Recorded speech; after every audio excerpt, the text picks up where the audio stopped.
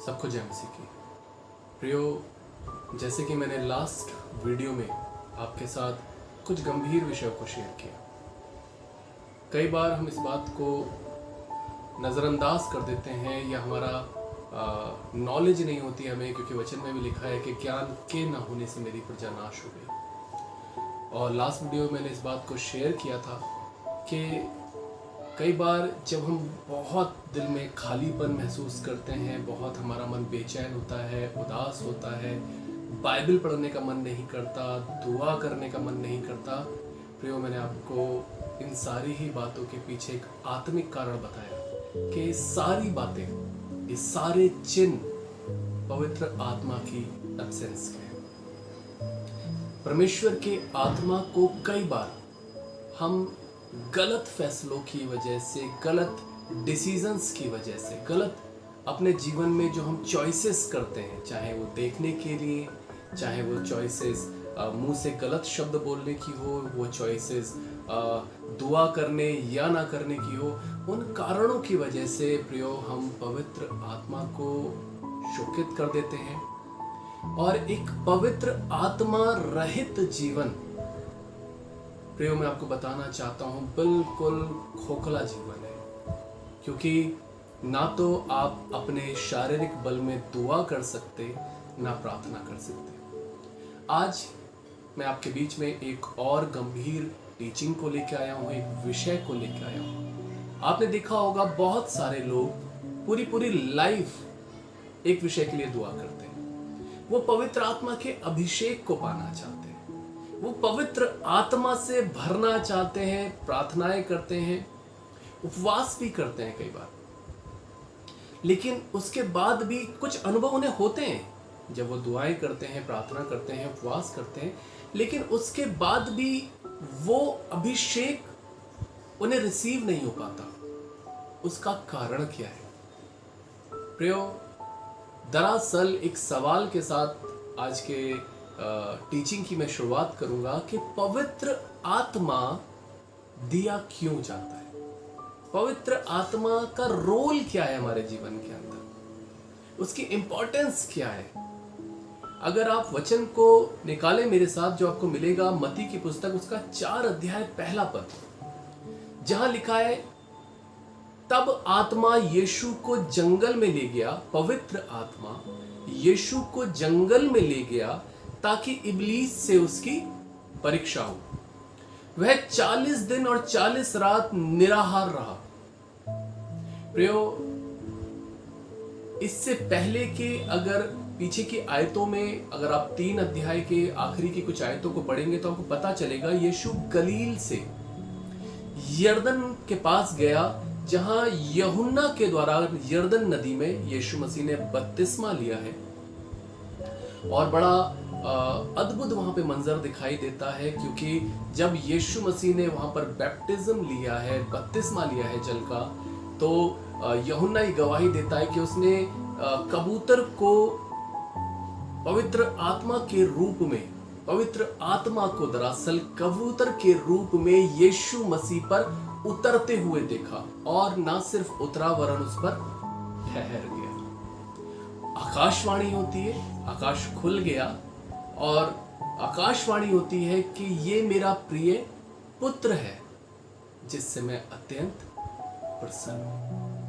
प्रियो, यहाँ साफ साफ दिखाई देता है कि किस तरीके से यीशु मसीह, वो तो एक मसाया है और जन्म से ही अभिषिक्त है, नाजीर है, और किस तरीके से जब बपतिस्मा लिया है, किस तरीके से परमेश्वर का आत्मा बल से उतरा और यीशु मसीह पर ठहर गया। अब यहाँ पर एक सवाल उठता है कि आज जब हम पवित्र आत्मा पाना चाहते हैं, हम इतने उपवास करते हैं, प्रार्थनाएं करते हैं, तो उसके बाद हम क्या सोचते हैं पवित्र आत्मा को लेकर?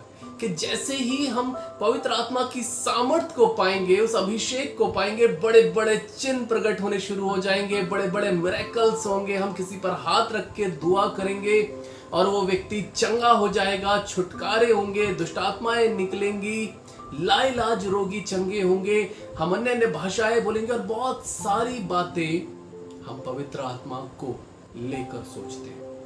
लेकिन जैसा ही ये चौथे अध्याय का पहला पद शुरू होता है, पता है ये कुछ बात करता है। लिखा है, तब आत्मा यीशु को जंगल में ले गया। यहाँ पवित्र आत्मा भरपूरी से उस पर उतरा है, ठहर गया है, आकाश खुल गया उसके लिए। इंट्रोडक्शन कितना अद्भुत है यीशु मसीह का कि ये मेरा प्रिय पुत्र है जिससे मैं अत्यंत प्रसन्न हूं। और उसके बाद लिखा है कि पवित्र आत्मा यीशु को जंगल में ले गया, विल्डरनेस में ले गया। प्रियो, दरअसल मैं आपको बताना चाहता हूं कि पवित्र आत्मा और अधिक प्रार्थनाएं करने के लिए दिया जाता है। पवित्र आत्मा इसलिए उडेला जाता है कि आप और दुआएं करो, और उपवास कर पाओ, और प्रार्थनाएं कर पाओ, to pray more, to fast मोर।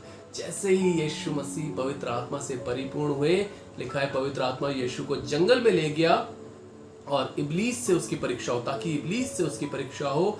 वहां वह 40 दिन और 40 रात निराहार रहा, तब उसे भूख लगी। प्रियो, कितना अद्भुत ये विषय है। पवित्र आत्मा के विषय में हम अभी तक जो सोच रहे थे वो बिल्कुल अलग है। पवित्र आत्मा दरअसल किसी भी मनुष्य को इसलिए दिया जाता है ताकि हम अपनी शारीरिक निर्बलताओं से छूटकर हम पवित्र आत्मा की सामर्थ्य से भरकर और अधिक प्रार्थनाओं के जीवन में बढ़ने पाए और अधिक उपवास और प्रार्थनाएं कर पाए। प्रियो, दरअसल एक अनहोली लाइफ जीने के लिए आपको पवित्र आत्मा की आवश्यकता नहीं है। आप जानते हैं, आपको बस उसे खोना होता है। जैसे ही आप पवित्र आत्मा को खोते हैं, आप एक अनहोली लाइफ जीने लग जाते हैं। एक पवित्र जीवन जीने के सामर्थ्य को पाने के लिए, एक पवित्र जीवन जीने के लिए हमें पवित्र आत्मा की सामर्थ्य की जरूरत होती है। प्रियो, ऐसे ही जैसे मैंने आपको बताया, परमेश्वर का आत्मा दिया इसलिए जाता है ताकि हम जो शारीरिक अपनी बल में, अपनी क्षमताओं में जो हम नहीं कर पा रहे, वो हम पवित्र आत्मा की सामर्थ्य से भरकर उस तरीके की दुआएं और उस तरीके की प्रार्थनाओं के अंदर हम उतर सके। पवित्र आत्मा दिया जाता है to fast and to pray more often. प्रियो, आप जानते हैं, जैसे ही आप पवित्र आत्मा को खोते हैं, आप एक आत्मिक रीति पर एक कमजोर व्यक्ति हो जाते हैं। आपकी डिसीजन मेकिंग कमजोर होती चली जाती है। आपका खुद अपने दिल दिमाग पर कंट्रोल नहीं होता, खुद अपनी डिसीजन मेकिंग पर कंट्रोल नहीं होता। आपने एक शब्द सुना होगा, हैकिंग। इन दिनों बहुत कॉमन है कि कई बार क्या होता है, जो गलत प्रवृत्ति के लोग होते हैं वो किसी के अकाउंट को क्या कर लेते हैं, हैक कर लेते हैं। उस व्यक्ति के अकाउंट के पासवर्ड को चुरा लेते हैं और उसके बाद उस पासवर्ड को चेंज कर देते हैं, और अब उस व्यक्ति, दूसरे व्यक्ति की आईडी को कोई और व्यक्ति गलत इंटेंशन से चलाता है, उसे यूज करता है। प्रियो, ऐसे ही इस संसार में दुष्ट है, शैतान है, जो लोगों के माइंड को हैक कर लेता है। और जब एक बार वो हैकिंग हो जाती है, वो हैक हो जाता है माइंड दुष्ट आत्माओं के द्वारा, दुष्ट के द्वारा, लोग अपने दिल दिमाग पर, अपने डिसीजन मेकिंग पर कंट्रोल खो देते हैं। इसीलिए आपने सुना होगा, बहुत से लोग कहते हैं इस बात को कि हम गलत चीजें नहीं देखना चाहते, लेकिन हमारा कंट्रोल नहीं है हमारे ऊपर। हम बहुत ज्यादा गेम या मोबाइल नहीं चलाना चाहते, हम टीवी नहीं देखना चाहते, लेकिन ऐसा लगता है जैसे किसी ने हमारे दिमाग को कंट्रोल में ले लिया है, हैक कर लिया है।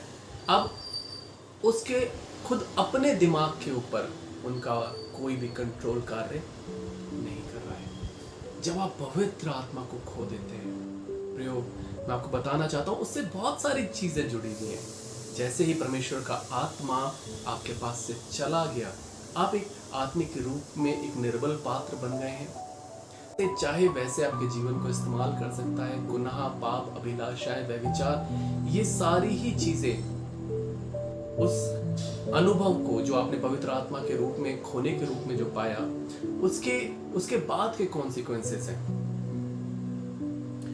प्रियो, आपको पवित्र आत्मा फ्लैश में, शरीर में प्रार्थना करने के लिए भी नहीं चाहिए।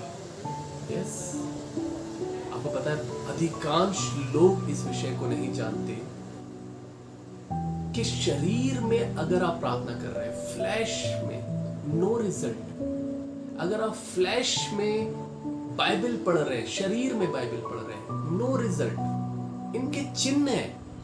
वो लोग जो देह में प्रार्थना कर रहे हैं उसके चिन्ह है। वो 5 मिनट 10 मिनट भी प्रार्थना नहीं कर पाते, उन्हें उबासी आती है, वो थक जाते हैं, उन्हें निरस लगता है प्रार्थनाओं का जीवन। वो धीरे धीरे करके वर्ड ऑफ गॉड में इंटरेस्ट खो देते हैं। उन्हें परमेश्वर की उपस्थिति में इंटरेस्ट नहीं रह जाता। ये सारे चिन्ह हैं एब्सेंस ऑफ होली स्पिरिट, परमेश्वर के आत्मा के आपके जीवन में ना होने के। दरअसल आपको, जैसे मैंने कहा, शरीर में प्रार्थना करने के लिए भी पवित्र आत्मा नहीं चाहिए। आपको पवित्र आत्मा में प्रार्थना करने के लिए चाहिए। जब आप आत्मा में प्रार्थना करना सीख जाते हैं तब आपको पता चलेगा ये कितना अद्भुत है। जब आप स्पिरिट रीडिंग सीख जाते हैं, आत्मा में बाइबल पढ़ना, आपको पता चलेगा एक एक बाइबल का शब्द आपके लिए जीवित होता है और आपसे बात करता है। प्रियो, यहां तक कि पवित्र आत्मा बुद्धि के द्वारा या शरीर के द्वारा प्रचार करने के लिए भी नहीं चाहिए। ऐसे बहुत से लोग हैं जो गिटार प्ले कर रहे हैं, ड्रम प्ले कर रहे हैं, म्यूजिक इंस्ट्रूमेंट्स प्ले कर रहे हैं चर्चेज में या अलग अलग प्रार्थना सभाओं में, और वो आत्मा रहित जीवन जी रहे हैं। साथ में पाप भी इंटरटेन कर रहे हैं अपने जीवन में, गुनाह भी चल रहा है, व्यभिचार भी चल रहा है, ऐसी गलत आदतों में भी पड़े हुए हैं जिसकी वजह से वो पवित्र आत्मा को खो चुके हैं। अब इससे कोई फर्क नहीं पड़ता कि आपके प्रचार के बाद दुनिया कितनी तारीफ कर रही है। इससे कोई फर्क नहीं पड़ता कि आपने बहुत अच्छा वर्शिप सॉन्ग किया, वर्शिप की, या कोई म्यूजिकल इंस्ट्रूमेंट प्ले किया और लोगों ने बड़ा प्रेज किया, तारीफें की, जबकि आपका आत्मा आपके भीतर इस बात को जानता है। एक अजीब सा खालीपन, एक उदासी आपके जीवन का हिस्सा है और आप इस बात को बहुत अच्छे से जानते हैं कि नहीं, ये सब कुछ फेक है। मैं एक फेक लाइफ जी रहा हूं, मैं एक ढोंग से भरा हुआ जीवन जी रहा हूं, क्योंकि मैं जानता हूं कि मैं यीशु मसीह के साथ ईमानदार नहीं चल रहा हूं। प्रियो, परमेश्वर के आत्मा के खोने के बाद के कुछ चिन्ह भी हैं जो बड़े गंभीर हैं। आप धीरे धीरे परमेश्वर के वचन के प्रति इंटरेस्ट खोते चले जाते हैं। आपका मन नहीं करता, आपका मन उसकी उपस्थिति से भागता है, आपका मन चर्च से भागने लग जाता है, आपका मन आत्मिक सभाओं में नहीं लगता। आप कोशिश करते हैं कि किसी तरीके से मैं इससे बच सकूं, और आप सोच के देखिए कितना गंभीर है। अगर आप यीशु मसीह से दूर रहकर खुश हैं तो इससे भयानक बात नहीं हो सकती। प्रियो, दरअसल यीशु मसीह मेरे सबसे बड़े आनंद का कारण भी है और सबसे बड़े शोक का कारण भी है। हालेलुया। अगर यीशु मसीह मुझे मिल गया, मैंने उसे अपने जीवन में, अपने देह, अपनी आत्मा में मैंने उतार लिया, ग्रहण कर लिया, तो प्रियो आप जानते हैं यीशु मसीह से बड़ा आनंद नहीं हो सकता मेरे जीवन के लिए, उससे बड़ा आनंद नहीं है कोई। पर अगर मैंने यीशु मसीह को खो दिया तो उससे बड़ा शोक भी तो कोई नहीं हो सकता। प्रियो, मैं आपको बताना चाहता हूं, अगर आपके जीवन में सबसे बड़े शोक का कारण आपकी जॉब ना लगना है, अगर आपके जीवन में सबसे बड़े शोक का कारण आपका घर ना होना है, आपकी शादी का ना हो पाना है, फाइनेंशियल क्राइसिस है, या कोई और सांसारिक रीजन अगर आपके सबसे बड़े शोक का कारण बना हुआ है, तो मैं आपको बताना चाहता हूं यीशु मसीह कभी भी आपके सबसे बड़े आनंद का कारण नहीं हो सकता। जिस दिन यीशु मसीह आपके सबसे बड़े शोक का कारण बन जाता है, ओ पिता मैं दुआ नहीं कर पा रहा हूं, मैं प्रार्थना नहीं कर पा रहा हूं, मैं मर जाऊंगा तेरे बिना। ओ यीशु, मुझे मेरे लिए मेरे सांस लेने से ज्यादा ये जरूरी यीशु मसीह आप हैं। प्रियो, मैं लोगों को अक्सर कहता हूं कि यीशु मसीह दिखाई भी देता है और सुनाई भी देता है, पर उन लोगों को जिन लोगों की जिंदगी में यीशु मसीह सबसे जरूरी हो गया है। क्या यीशु मसीह आपके जीवन में, आपके जीवन की किसी भी चीज से ज्यादा जरूरी हो गए? अगर हो गए तो प्रियो, मैं आपको बताना चाहता हूँ, पवित्र आत्मा आपको दुआ करने की, प्रार्थना करने की सामर्थ्य देंगे। हालेलुया।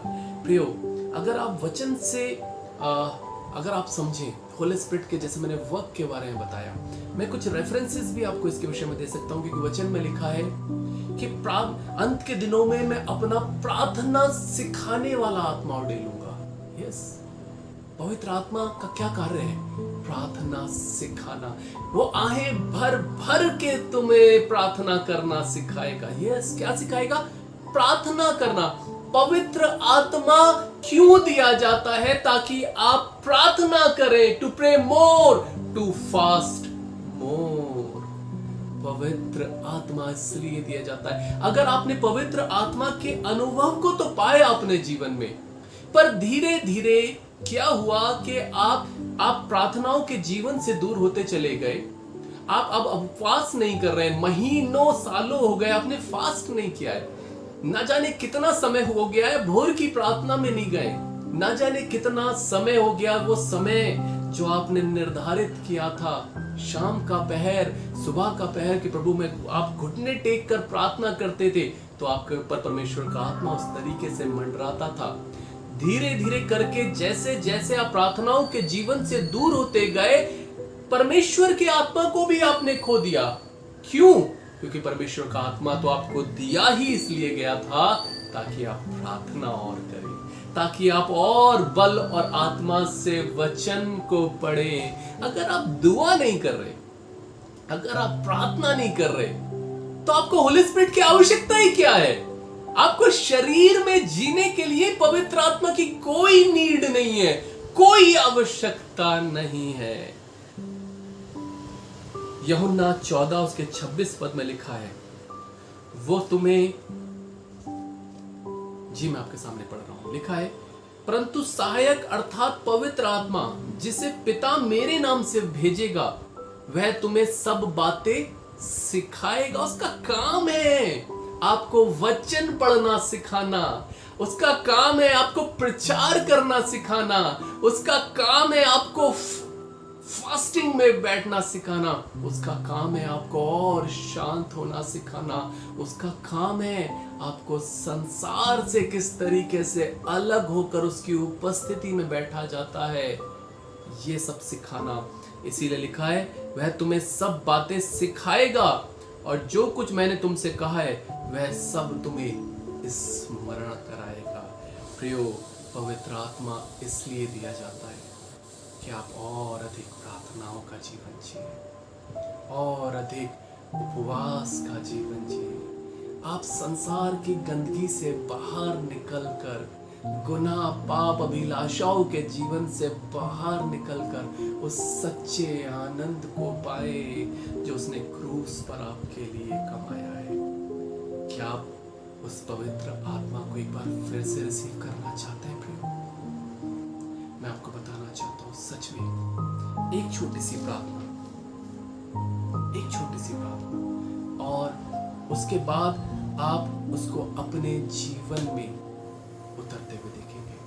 क्योंकि प्रियो, जिस पल कोई व्यक्ति इस पृथ्वी पर यीशु मसीह के नाम से प्रार्थना करता है, उसको पुकारता है, उसे उद्धारकर्ता ग्रहण करता है, प्रियो मैं आपको बताना चाहता हूँ, पवित्र आत्मा उसी पल उसके जीवन पर उतर आता है। यीशु मसीह ने कहा है कि मैं तुम्हें अनाथ ना छोड़ूंगा, मैं पिता के पास जाता हूँ और वहां से मैं क्या करूंगा, तुम्हारे लिए एक सहायक को भेजूंगा, मेरा जाना तुम्हारे लिए अच्छा है। अगर मैं नहीं चाहूंगा तो वो नहीं आएगा। मैं तुम्हें एक सहायक दूंगा जो अब से लेकर सर्वदा तक सदा तक तुम्हारे साथ रहेगा। प्रियो, आइए एक छोटी सी प्रार्थना के बाद आप यकीन मानिए आप फिर से पवित्र आत्मा से परिपूर्ण होने जा रहे हैं। लेकिन उसके बाद ये जिम्मेदारी आपकी है, ये रिस्पॉन्सिबिलिटी आपकी है कि जब आपके हृदय में आप इसी पल पवित्र आत्मा के अनुभव को पाने जा रहे हैं, फिर से उस खोए हुए बल को पाने जा रहे हैं, अब इसी पल के बाद से जिम्मेदारी आपकी होगी। आप एक करेक्ट प्रार्थना करना शुरू करेंगे क्योंकि जिम्मेदारी आपकी है। आप एक करेक्ट प्रेयर करेंगे। पता है क्या आप कहेंगे? पवित्र आत्मा, मैं आपके साथ रहना चाहता हूं, मैं आपके साथ रहना चाहती हूं। Are you comfortable with me और नॉट? प्रियो, आइए मेरे साथ एक प्रार्थना में चले। प्रभु, मैं आपके बेटे आपके बेटियों के लिए एक प्रार्थना करना चाहता हूं प्रभु, क्योंकि तेरा वचन कहता है कि अंत के दिनों में मैं अपना आत्मा सब पर उड़ेलूंगा। हाँ पवित्र आत्मा, आप अपनी सामर्थ को इसी पल हर एक उस व्यक्ति पर उड़ेले जो आंसू बहा रहा है, जो घुटनों पर है, जो अपनी पिछले गलती और गुनाहों के प्रति शर्मिंदा है, जिससे पिता आपके वचन ने बात करी है, उसके हृदय पर दस्तक दी है कि हाँ मैंने पवित्र आत्मा के अनुभव को तो पाया था, चखा था, लेकिन उसके बाद मैं प्रार्थनाओं के जीवन में कमजोर पड़ गई, मैं कमजोर पड़ गया। पवित्र आत्मा, आज ही से मैं फिर से उस अभिषेक को पाना चाहती हूँ, मैं आपकी सामर्थ को पाना चाहता हूँ। और मैंने जान लिया कि जिम्मेदारी मेरी है कि यहाँ से मैं अपने हर एक चॉइस में, हर एक चुनाव में मैं एहतियात बरतूं कि पिता मैं अपने जीवन में ऐसा कुछ भी ना करूं कि पवित्र आत्मा आप फिर से मेरे जीवन से शोकित हो या चले जाए। हाँ प्रभु, मैं चाहता हूँ प्रभु कि आप एक बार फिर से पवित्र आत्मा से यीशु मसीह मुझे मसा कर दे। हालेलुया। प्रभु, मैं आपके लोगों पर ठहरने वाली आशीष और कल्याण रिलीज करता हूँ कि इसी पल ये पवित्र आत्मा की सामर्थ से परिपूर्ण हो जाए। यीशु मसीह के नाम से प्रार्थना।